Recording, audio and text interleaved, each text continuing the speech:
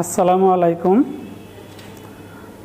বিশ্বের এই করোনা মহামারীর মহা দুর্যোগের সময়কালে আমাদের বাংলাদেশ সরকারের নির্দেশনা অনুযায়ী অনলাইন ক্লাস কার্যক্রমের একাদশ দ্বাদশ শ্রেণীর ক্লাসের 2020-21 শিক্ষাবর্ষের ছাত্রছাত্রীদের আজকে আমি তোমাদেরকে স্বাগত জানাচ্ছি। তোমাদের সাথে আজকে আমার প্রথম ক্লাস, একাদশ শ্রেণীর ছাত্রছাত্রীদের আজকে প্রথম ক্লাস এবং অনলাইন ক্লাস। এই অনলাইন ক্লাসে সকল ছাত্রছাত্রীকে আমি অংশগ্রহণ করার জন্য আহ্বান জানাচ্ছি। সেই সাথে আমি আমার পরিচয় দিচ্ছি।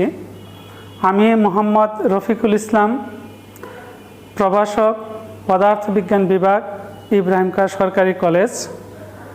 আমি আজকে তোমাদের পদার্থবিজ্ঞানের উপরে আমি একটি ক্লাস নেব। আজকে আমার যে ক্লাসটি, সেই ক্লাসটি হবে ভেক্টরের উপরে। পদার্থবিজ্ঞানের প্রথম পত্র ভেক্টর, তার উপরে আমি আজকে তোমাদের ক্লাস নেব। তো আজকে তোমাদের আমি প্রথমেই কিছু বিষয় বলে দিচ্ছি যে আমরা সবাই জানি যে উচ্চ মাধ্যমিক পর্যায়ে পদার্থবিজ্ঞানের দুইটা পত্র, যেটা মাধ্যমিক পর্যায়ে ছিল একটি, এখন উচ্চ মাধ্যমিক পর্যায়ে দুটি পত্র। এই দুটি পত্রের মধ্যে প্রথম পত্র, দ্বিতীয় পত্র আমরা পড়ব, কিন্তু আমি আজকে তোমাদের প্রথম পত্রের ক্লাসটি নিব এবং সেটা ভেক্টরের উপরে। তোমাদের ভেক্টরের বিষয়টা তোমরা হয়তোবা কেউ জানো যে ভেক্টর কি। আমরা যদি একটু রিপিট করি, ভেক্টর একটি আমাদের যে ভৌত রাশিগুলো আছে, সেই ভৌত রাশিগুলোকে আমরা দুইটি ভাগে ভাগ করছি। একটি রাশিকে আমরা বলি স্কেলার রাশি, আরেকটিকে আমরা বলি ভেক্টর রাশি। তাহলে স্কেলার রাশি আমরা সবাই জানি যে স্কেলার রাশি যে সকল ভৌত রাশিকে প্রকাশ করার জন্য শুধু মান নির্দেশের প্রয়োজন হয়, দিকের কোনো প্রয়োজন হয় না, তাদেরকে আমরা বলি স্কেলার রাশি। আর যে সকল ভৌত রাশিকে প্রকাশ করার জন্য মান এবং দিক উভয়েরই প্রয়োজন হয়, সেই সকল রাশিকে আমরা বলি, বা সেই সকল ভৌত রাশিকে আমরা বলি ভেক্টর রাশি।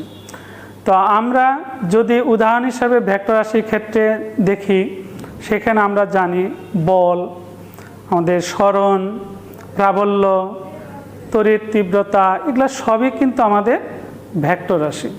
তো আমরা দেখি একটি ভেক্টর রাশিকে আমি দেখাচ্ছি তোমাদের, যে একটি ভেক্টর রাশিকে আমরা প্রকাশ করতেছি। সাপোজ ধরো এটা একটা রেখা, এর উপরে আমরা দেখো বি প্রান্তে আমরা একটা তীর চিহ্ন দিচ্ছি। তাহলে বি প্রান্তে যখনই আমরা তীর চিহ্ন দিচ্ছি, তখনই এটাকে বোঝাচ্ছি এটি একটি ভেক্টর রাশি। তাহলে এ বি একটি ভেক্টর। দেখো আমরা একটু আগে বলছিলাম যে ভেক্টর রাশির ক্ষেত্রে মান থাকবে, দিক থাকবে। তাহলে ভেক্টর রাশির ক্ষেত্রে সেই মান এবং দিক আসলে কোনটা?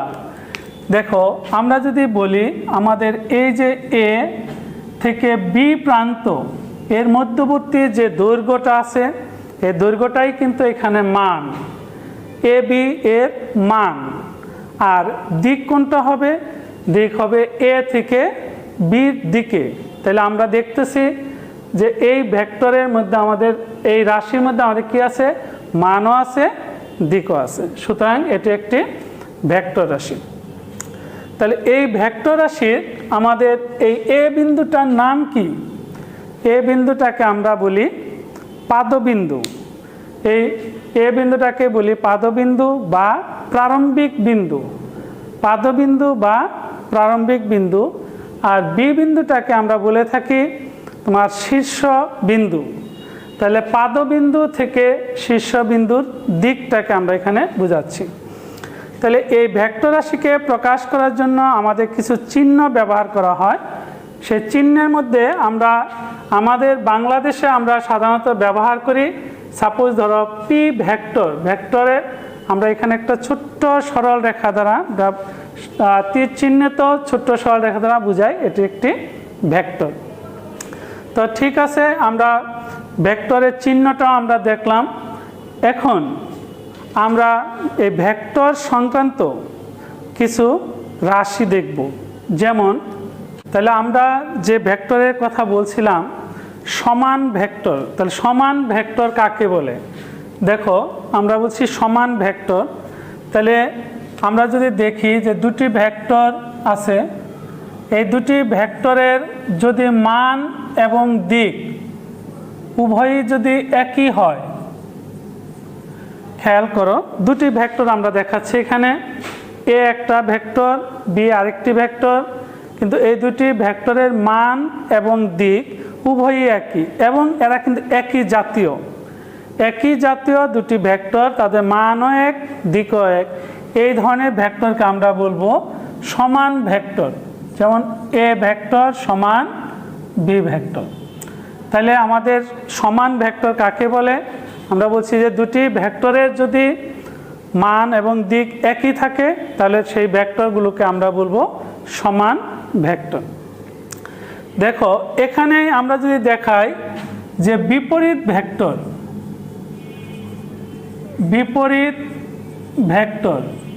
তাহলে বিপরীত ভেক্টর কোনটাকে আমরা বলবো? বিপরীত ভেক্টর হচ্ছে একই জাতীয় দুটি ভেক্টর থাকবে, তাদের মান হবে একই, কিন্তু দেখো দিক হবে কি জাস্ট বিপরীত। তাহলে দুটি ভেক্টরের মান একই কিন্তু দিক যদি বিপরীত হয় তাহলে সেক্ষেত্রে এই ভেক্টরটাকে আমরা বলি বিপরীত ভেক্টর বা ঋণাত্মক ভেক্টর। এক্ষেত্রে আমরা লিখব কি এ ভেক্টর সমান মাইনাস বি ভেক্টর। ঠিক আছে, তাহলে আমরা সমান ভেক্টর শিখে নিলাম, বিপরীত ভেক্টর শিখে নিলাম। এর সাথে সামঞ্জস্যপূর্ণ আরও দুটি ভেক্টর আমরা দেখি একটু। সদৃশ ভেক্টর, দেখো সদৃশ ভেক্টর, তাহলে সদৃশ ভেক্টর কাকে বলে? সদৃশ ভেক্টর হলো একই জাতীয় দুই বা ততোধিক ভেক্টর যদি দিক একই থাকে, মান ভিন্ন হতে পারে, তাহলে একই জাতীয় দুই বা ততোধিক ভেক্টরের যদি দিক একই হয় তাহলে সেই ভেক্টরগুলোকে আমরা বলবো সদৃশ ভেক্টর। যেমন দেখো এখানে আমরা এখান থেকে দেখছি যে এখানে দুইটা ভেক্টর আমরা দেখাচ্ছি এ এবং বি, এরা কিন্তু সদৃশ ভেক্টর, এরা সমান ভেক্টরও নয় আবার বিপরীত ভেক্টরও নয়, কিন্তু এরা কি আমাদের সদৃশ। এই এ এবং বি একই জাতীয় এবং এরা কি তোমার এদের দিক একই। যদি এই ধরনের আমরা ভেক্টর দেখি তাহলে তাদেরকে আমরা বলবো তোমার সদৃশ ভেক্টর। তাহলে সদৃশ থাকতে তার বিপরীতও থাকতে পারে, তাহলে আমরা বলি একটাকে বিসদৃশ ভেক্টর। খেয়াল করো বিসদৃশ ভেক্টর, তাহলে এটা কি হবে? দিক বিপরীত হবে। একই জাতীয় দুই বা ততোধিক ভেক্টর কিন্তু তাদের কি দিক হবে বিপরীত, কিন্তু এদের মান এক হতেও পারে নাও পারে। তো এক্ষেত্রে এই ভেক্টরগুলোকে আমরা বলবো বিসদৃশ ভেক্টর। আচ্ছা, তাহলে আমরা এখানে কয়েকটা সংজ্ঞা শিখে নিলাম, সদৃশ ভেক্টর, বিসদৃশ ভেক্টর, সমান ভেক্টর। এখন আমরা আরও কয়েকটা ভেক্টরের বিষয় দেখি। যে আমাদের একটা ভেক্টর আছে সমতলীয় ভেক্টর।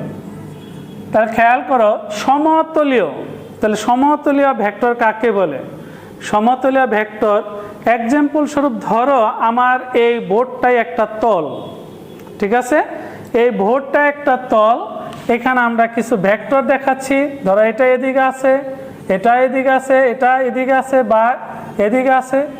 এই যে ভেক্টরগুলো যদি একটা তলের মধ্যে সীমাবদ্ধ থাকে তাহলে তাদেরকে আমরা বলবো সমতলীয় ভেক্টর। তাহলে আমাদের এখানে কোনো তলের মধ্যে যখন ভেক্টর থাকবে তখন সকল ভেক্টরকে আমরা বলি সমতলীয় ভেক্টর। আচ্ছা, এবার আমরা চলে আসি, দেখো সঠিক ভেক্টর কাকে বলে? সঠিক ভেক্টর, তাহলে সঠিক কীরকম সঠিক? এখানে বলা হয়েছে যে সকল ভেক্টরের মান শূন্য নয়। খেয়াল করো আবার, যে সকল ভেক্টরের মান শূন্য নয় এরূপ ভেক্টরগুলোকে আমরা বলি সদৃশ ভেক্টর। ঠিক আছে, যে সকল ভেক্টরের মান শূন্য নয় এরূপ ভেক্টরকে আমরা বলি সঠিক ভেক্টর। তাহলে আমাদের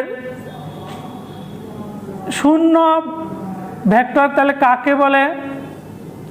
শূন্য ভেক্টর, খেয়াল করো শূন্য ভেক্টর, তাহলে আমরা বলবো যে সকল ভেক্টরের মান শূন্য তাদেরকে আমরা বলবো শূন্য ভেক্টর। তাহলে আমরা বললাম সঠিক ভেক্টর কোনটা? যে সকল ভেক্টরের মান শূন্য নয় তাদেরকে আমরা বলছি সঠিক ভেক্টর, আর যে সকল ভেক্টরের মান শূন্য তাদেরকে আমরা বলছি শূন্য ভেক্টর, বা এটা আরেকটা নাম হলো নাল ভেক্টর। ঠিক আছে, তাহলে শূন্য ভেক্টর বা নাল ভেক্টর। আমরা এখানে যদি আরেকটা ভেক্টর দেখি, একক ভেক্টর। খেয়াল করো একক ভেক্টর, তাহলে একক ভেক্টর কাকে বলে? একক ভেক্টর হলো যে সকল ভেক্টরের মান একক তাদেরকে আমরা বলি একক ভেক্টর। আমি আবার বলছি, যে সকল ভেক্টরের মান একক তাদেরকে বলা হয় একক ভেক্টর। ঠিক আছে, তো তাহলে একক ভেক্টর আমরা নির্ণয় করি কিভাবে? আমরা যদি বলি এরকমভাবে যে কোনো ভেক্টরকে তারই মান দ্বারা ভাগ করলে যে ভেক্টর পাওয়া যায় তাকে একক ভেক্টর বলে। যেমন ধরো এ একটি ভেক্টর, এ একটি ভেক্টর, এ ভেক্টরের মান হচ্ছে এ অথবা মডুলাস অফ এ। ঠিক আছে, তাহলে আমরা একক ভেক্টর কিভাবে পাবো? ধরো এটা একক ভেক্টর সমান এ ভেক্টর ভাগ এ, বা এ ভেক্টরের মডুলাস।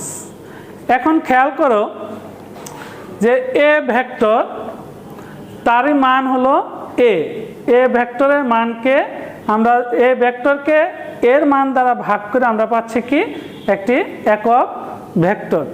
ঠিক আছে, এখন এখানে একটা বিষয় লক্ষণীয় যে আমরা কিন্তু ইটাটাকে বলতেছি একক ভেক্টর। তাহলে এই একক ভেক্টরকে প্রকাশ করার জন্য আমরা এরকম একটা ক্যাপ ব্যবহার করে থাকি। ঠিক আছে, এটাকে আমরা বলবো কি ইটা ক্যাপ। ঠিক আছে, ইটা ক্যাপ সমান এ ভেক্টর বাই এ। ঠিক আছে, এটাকে আমরা বলতেছি একক ভেক্টর। আচ্ছা, এখন আমরা একক ভেক্টর শিখলাম, একক ভেক্টরকে কী দ্বারা প্রকাশ করা হয় আমরা সেটা শিখলাম। এখন আমরা নতুন আরেকটা ভেক্টর শিখে নেই, সেটা হচ্ছে অবস্থান ভেক্টর। অবস্থান ভেক্টর, দেখো আমরা বেশ কিছু সংজ্ঞা কিন্তু এর মধ্যে আলোচনা করে ফেললাম। অবস্থান ভেক্টর, অবস্থান ভেক্টর কাকে বলে? খেয়াল করো অবস্থান ভেক্টর আমরা যদি দেখি, এখানে আমরা একটা প্রসঙ্গ কাঠামো দেখি। আমরা সবাই জানি এক্স ওয়াই জেড, আমরা একটা প্রসঙ্গ কাঠামো নিলাম। এই প্রসঙ্গ কাঠামোর মূল বিন্দু ও থেকে আমরা একটা কোনো বিন্দুর অবস্থান, ধরো এটা আমাদের পি বিন্দু, তার স্থানাঙ্ক এক্স ওয়াই জেড, এই পি বিন্দুর অবস্থান আমরা যে ভেক্টরের সাহায্যে নির্ণয় করি তাকেই বলা হয় অবস্থান ভেক্টর। তাহলে দেখো আমরা এখানে বলছি প্রসঙ্গ কাঠামোর মূল বিন্দুর সাপেক্ষে কোনো বিন্দুর অবস্থান যে ভেক্টরের সাহায্যে নির্ণয় করা হয় তাকেই বলা হয় অবস্থান ভেক্টর। আমি আরেকবার বলছি যে প্রসঙ্গ কাঠামোর মূল বিন্দুর সাপেক্ষে অন্য কোনো বিন্দুর অবস্থান যে ভেক্টরের সাহায্যে নির্ণয় করা হয় তাকে বলা হচ্ছে অবস্থান ভেক্টর। এখানে দেখো আমাদের প্রসঙ্গ কাঠামোর মূল বিন্দু ও, ওর সাপেক্ষে পি বিন্দুর অবস্থান আমরা নির্ণয় করতেছি, তাহলে আমাদের ও পিটাই হচ্ছে কি অবস্থান ভেক্টর। ঠিক আছে, আর অবস্থান ভেক্টরকে আমরা সাধারণত আর ভেক্টর দ্বারা প্রকাশ করে থাকি।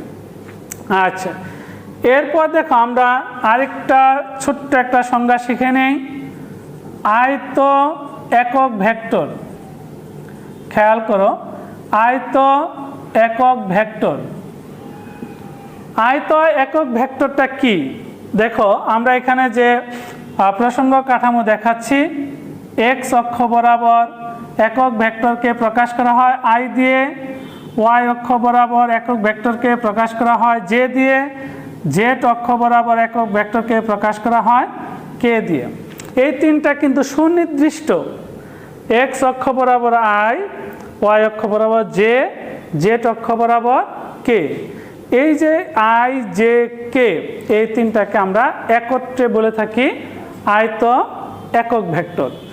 আমার মনে হয় তোমরা সংজ্ঞাগুলো নিশ্চয়ই সবাই বুঝতে পারছো।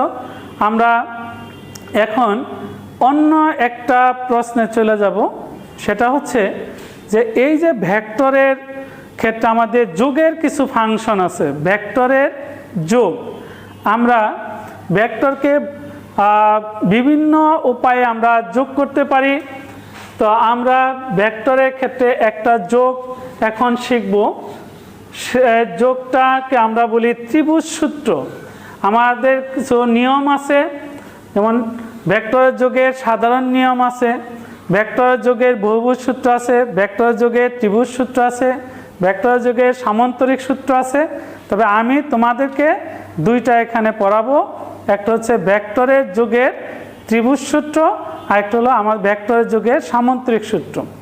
আমি এখন তোমাদের সাথে আলোচনা করব ত্রিভুজ সূত্র নিয়ে। দেখো খেয়াল করো, তাহলে আমরা একটা ত্রিভুজ আঁকায় নেই।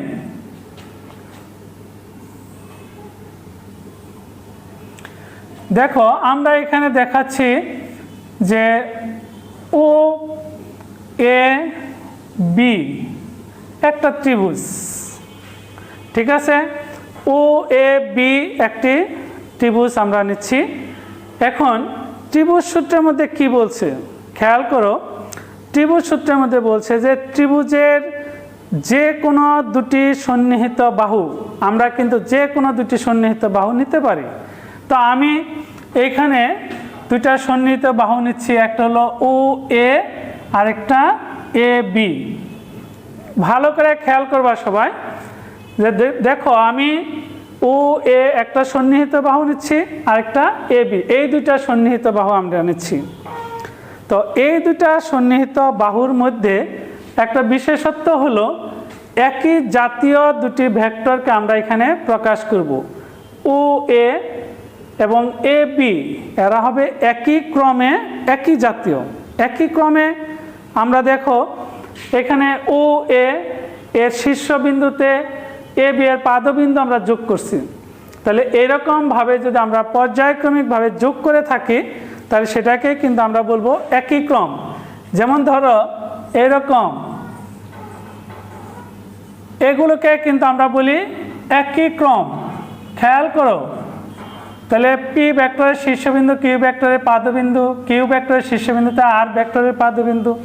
এইরকমভাবে যদি আমরা পর্যায়ক্রমে যোগ করে যাই তাহলে সেটাকে বলা হয় একই ক্রম। তাহলে একই ক্রমে আমরা এরকম যুক্ত করতে পারি। এখানেও কিন্তু তাই করছে, আমরা ও এ এবং এ বি এদেরকে একই ক্রমে প্রকাশ করছি। তাহলে আমরা এটাকে ও এটাকে প্রকাশ করি পি দ্বারা, এ বিকে আমরা প্রকাশ করলাম কিউ দ্বারা। তাহলে ও এ ভেক্টরকে আমরা বলছি পি ভেক্টর, এ বিকে আমরা বলছি কিউ ভেক্টর।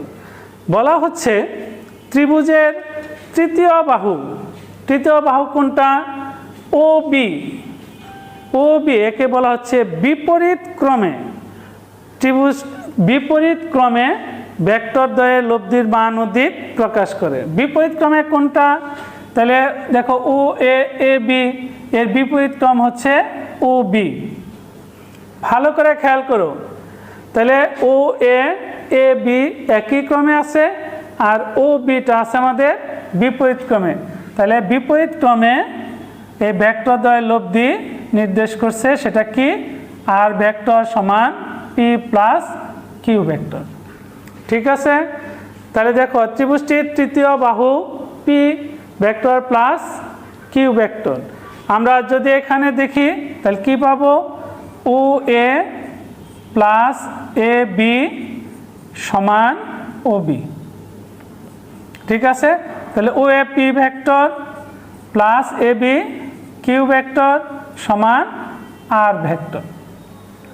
তাহলে এটাকে আমরা বলতেছি ভেক্টরের ত্রিভুজ সূত্র। ঠিক আছে, তো আমরা এখন চলে যাব আরেকটা সূত্রের মধ্যে, যেটাকে আমরা বলি ভেক্টরের সামান্তরিক সূত্র। তাহলে ভেক্টরের সামান্তরিক সূত্র আমরা এখন চিত্রটা আঁকায় নিব।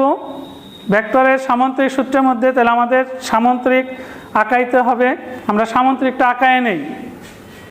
আমরা তাহলে এখানে এখন যেটা পড়ব আসলে সামান্তরিক সূত্র। সামান্তরিক সূত্র এখানে দেখো আমরা একটা সামান্তরিক আঁকায় নিছি। সামান্তরিকটা হলো ও এ বি সি। আমরা একটা সামান্তরিক নিয়ে নিছি। তাহলে ও এ বি সি সামান্তরিকের ক্ষেত্রে বলা হয়েছে যে সামান্তরিকের যে কোনো কৌণিক বিন্দু থেকে অঙ্কিত দুটি সন্নিহিত বাহু। দেখো তাহলে আমাদের দুটা সন্নিহিত বাহু আমরা ও এ নিচ্ছি, ও সি নিচ্ছি। ঠিক আছে, দুটা সন্নিহিত বাহু ও এ ও সি, এই দুটা সন্নিহিত বাহুকে আমরা একটা ভেক্টর দ্বারা প্রকাশ করতেছি। দেখো পি ভেক্টর, এটাকে আমরা বলতেছি কিউ ভেক্টর। তাহলে দুটি সন্নিহিত বাহুকে দুটি ভেক্টর আমরা প্রকাশ করতেছি, একটা হলো পি ভেক্টর আর একটা কিউ ভেক্টর। অর্থাৎ ও এ সমান পি, অর্থাৎ ও এ বরাবর পি ভেক্টরটা ক্রিয়াশীল, ও সি বরাবর আমাদের কিউ ভেক্টর ক্রিয়াশীল। ঠিক আছে, এখানে বলা হয়েছে যে সামান্তরিকের ওই কৌণিক বিন্দু থেকে, অর্থাৎ এই বিন্দু থেকে, ও বিন্দু থেকে অঙ্কিত কর্ণ ও বি। দেখো এখানে বলা হয়েছে অঙ্কিত কর্ণ ও বি ভেক্টর দ্বয়ের লব্ধির মান ও দিক প্রকাশ করে। অর্থাৎ তোমার এখানে লব্ধিটা হবে আর ভেক্টর সমান P vector plus Q vector. ঠিক আছে, এটা হলো আমাদের সামান্তরিক সূত্র। সামান্তরিক সূত্র আমাদের কি বলছে? যে কোনো সামান্তরিকের কোনো বিন্দু থেকে অঙ্কিত দুটি সন্নিহিত বাহু দুটি ভেক্টরকে যদি মানে ও দিকে প্রকাশ করে, তাহলে ওই কৌণিক বিন্দু থেকে অঙ্কিত কর্ণ আমাদের ও বি কর্ণ ভেক্টর দ্বয়ের লব্ধির মান ও দিক প্রকাশ করে। এখন এটা আসলে কতটুকু সত্য সেটা আমরা ত্রিভুজ সূত্র থেকে আমরা প্রমাণ করতে পারি। দেখো তোমরা একটু খেয়াল করো, ও এ এর সমান এবং সমান্তরাল কিন্তু সিবি। তাহলে যদি আমরা ও এর সমান ভেক্টর দেখি তাহলে ও এর সমান ভেক্টর হবে সিবি, কারণ ও এ সমান এবং সমান্তরাল সিবি। তাহলে সি থেকে বির দিক, ও থেকে এর দিক একই, মানও একই, কাজে এটাকে আমরা লিখতে পারি পি ভেক্টর। একই রকমভাবে আমরা যদি খেয়াল করি ও সি, তাহলে ও সি এর সমান এবং সমান্তরাল হচ্ছে এ বি ভেক্টর। তাহলে আমরা এখানে ও সির সমান এবং সমান্তরাল যেহেতু এ বি, সুতরাং এ বিটাকে আমরা বলতে পারি এখানে কিউ ভেক্টর। ঠিক আছে, তো আমরা এখন এটাকে যদি প্রমাণ করতে চাই তাহলে কি প্রমাণ করতে পারি? দেখো তো, এই যে সামান্তরিকের ও এ বি, আমরা এই ত্রিভুজটাকে যদি ব্যবহার করি, খেয়াল করো ত্রিভুজ ও এ বি হতে পায়, তাহলে কি পাবো আমরা? দেখো ও এ প্লাস এ বি সমান সমান কি হবে? ও বি। তাহলে আমরা ত্রিভুজ সূত্র থেকে আমরা পাই ও এ প্লাস এ বি সমান ও বি। তাহলে ও এ এটা কি? P vector plus A B Q vector, O B সমান আর ভেক্টর। ঠিক আছে, আমরা তাহলে আরেকটা অংশ দেখে নেই, ও সি বি। আমরা এই ত্রিভুজটা যদি দেখি, দেখো ত্রিভুজ ও সি বি হতে পাই, কি লিখতে পারি আমরা? ও সি, দেখো ও সি প্লাস সিবি এটা আছে কি একই ক্রমে, ও বি আছে আমাদের বিপরীত ক্রমে। তাহলে ও সি প্লাস সিবি সমান ও বি। তাহলে ও সি সমান সমান কিউ লিখতে পারি, ও সি সমান কিউ প্লাস সিবি সমান পি আর ও বি সমান আর। তাহলে দেখো আমরা যেভাবে আসি না কেন, যে ত্রিভুজটাকে আমরা ব্যবহার করি না কেন, আমরা কিন্তু পাচ্ছি পি প্লাস কিউ সমান আর অথবা কিউ প্লাস পি সমান আর। তাহলে এটা কিন্তু আমরা ত্রিভুজ সূত্র থেকে পেলাম। এবং সামান্তরিক সূত্রের মধ্যে বলছে যে উবি কর্ণ সন্নিহিত বাহু দুটি যে ভেক্টরদ্বয়কে নির্দেশ করে তাদের লব্ধি। এইখান থেকে একটা বিষয় তোমরা খেয়াল করো, এটা এবং এই সমীকরণ দুটা তোমরা খেয়াল করো। তাহলে এই সমীকরণ দুটো থেকে আমরা কি লিখতে পারি?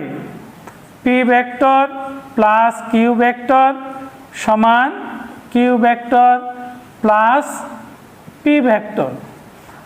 বিষয়টা খেয়াল করো, দেখো এখানে আর ভেক্টর সমান P vector plus Q vector, এখানে আর ভেক্টর সমান Q vector plus P vector. তাহলে এই দুইটা সমীকরণকে যদি আমরা লিখি, তাহলে আমরা পাবো P vector plus Q vector সমান Q vector plus P vector. এইখানে একটা বিষয় খেয়াল করো, যে আমরা যদি এখানে দেখি যে পি ভেক্টর যে জায়গায় এখানে কিউ ভেক্টর বসছে, কিউ ভেক্টরের জায়গায় পি ভেক্টর বসছে, এর অর্থ কি? যে ভেক্টর যদি তাদের অবস্থানের বিনিময় করে তাহলে কিন্তু আমাদের ভেক্টরের লব্ধির কোনো পরিবর্তন হয় না। তাহলে এটাকে আমরা বলে থাকি কি? ভেক্টরের বিনিময় সূত্র। তাহলে আমি আবার বলছি, যেহেতু ভেক্টরের অবস্থানের যদি কোনো পরিবর্তন না ঘটে, ভেক্টর যদি অবস্থানের পরিবর্তন ঘটায়, তাহলে অবস্থানে যদি বিনিময় ঘটায় তাহলে কিন্তু আমাদের ভেক্টরের লব্ধির কোনো পরিবর্তন হয় না। এটাকে আমরা বলে থাকি ভেক্টরের যোগের বিনিময় সূত্র। খেয়াল করো এখানে, তাহলে এটাকে আমরা বলি ভেক্টর যোগের বিনিময় সূত্র। ঠিক আছে, তাহলে ভেক্টরের যোগের বিনিময় সূত্র খেয়াল করো, যে ভেক্টরের যদি আমরা অবস্থানের বিনিময় ঘটাই তাহলে কিন্তু আমাদের ভেক্টরের কোনো লব্ধির কোনো পরিবর্তন হয় না। একেই বলা হয় ভেক্টরের যোগের বিনিময় সূত্র। তো তোমাদের আজকে আমি এ পর্যন্তই রাখবো। তোমরা তোমাদের আজকে এই 2020-21 শিক্ষাবর্ষের ছাত্রছাত্রী তোমাদের উদ্দেশ্যে বলছি, তোমরা আমাদের অনলাইন ক্লাসগুলোকে খেয়াল করো, অনলাইন ক্লাসগুলো রেগুলার করার চেষ্টা করো, পড়ার চেষ্টা করো, বোঝার চেষ্টা করো। যদি কোনো সমস্যা হয় তাহলে তুমি ফোনে যোগাযোগ করতে পারো অথবা অন্য কোনোভাবে যোগাযোগ করতে পারো। এখন আমরা যে বিষয়গুলো আলোচনা করলাম সেগুলো যদি তুমি রেগুলার পড়াশোনা না করো তাহলে কিন্তু খুব সমস্যা হয়ে যাবে।